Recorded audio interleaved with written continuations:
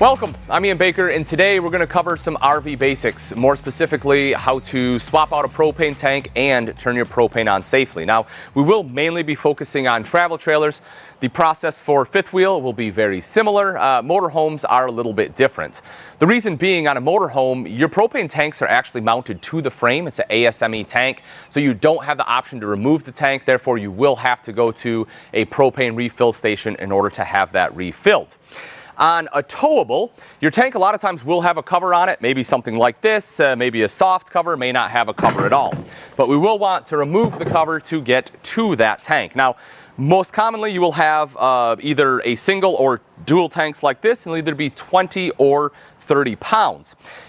On a travel trailer, it will be on the tongue of the RV, just like this.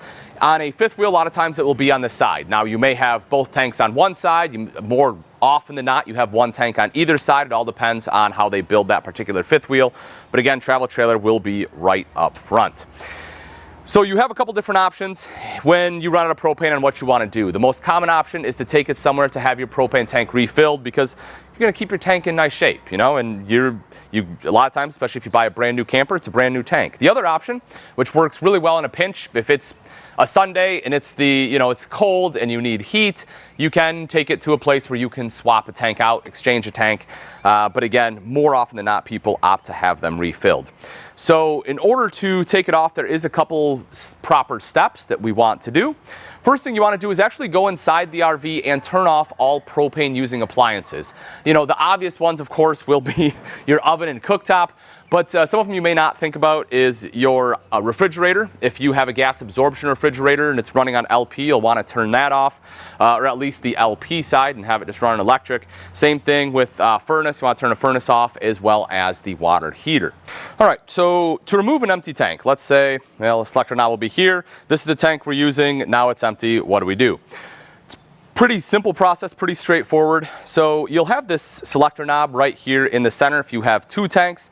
And what you'll want to do is actually flip it to the other tank, the tank you are not removing. If you're removing both because they're both empty, which definitely happens, then you'll just want to place it right in the center and remove both of them. In this instance, I'm just going to remove this one.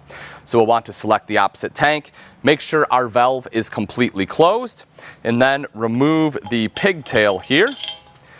Then we'll want to remove this wing nut right here in the center.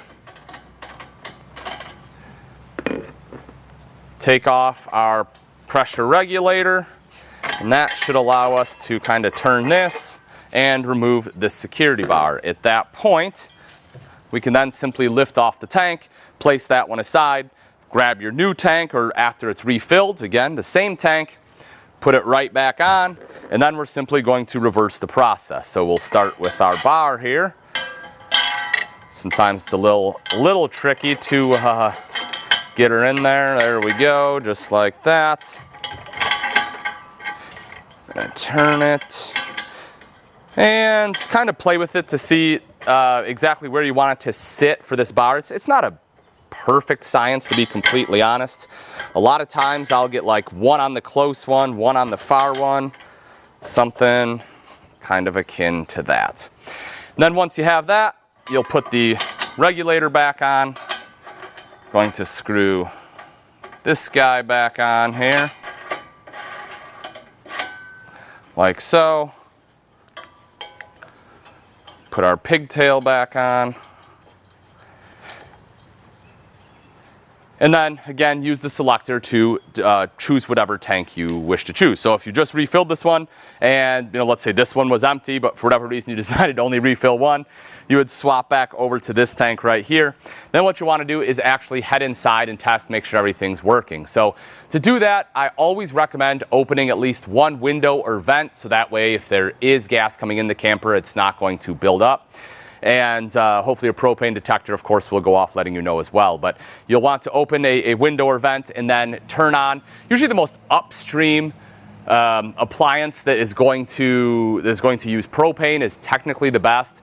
I'm a pretty simple guy. I like to just use the cooktop because it's quick, it's easy to see. So you turn on the cooktop, wait a little bit because, there will be gas in the line still, so you want to make sure that gets out and that you're still getting propane. So usually I just turn it on, wait for 10 seconds or so, make sure it's still burning, then you're good to go. You can shut it off and you are all set. All right, folks, and that pretty much wraps it up. If you're done camping before you take off, make sure you do close both of your propane tank valves.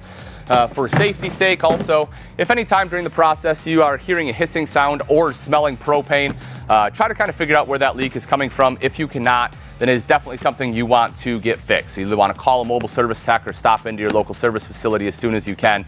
I do not recommend having leaking propane and still trying to use any appliances inside. But it is a pretty straightforward process. Hopefully this kind of walked you through it, showed you a couple different options. Again, whether you are just refilling it at a fill station or taking it to swap out, both of those are good. Same thing applies to your fifth wheel as it does here to the travel trailer. If you like this video, make sure you hit the like button. If you know someone that can use this video, then please share it with them. If you have any questions, leave it in the comments below. And folks, if you want to see more how-to and troubleshooting tips and information, please make sure you subscribe. That way you can come back and see a whole bunch more all about the RV experience. Thanks again for watching, folks. I'm Ian Baker, and until next time, we'll see you.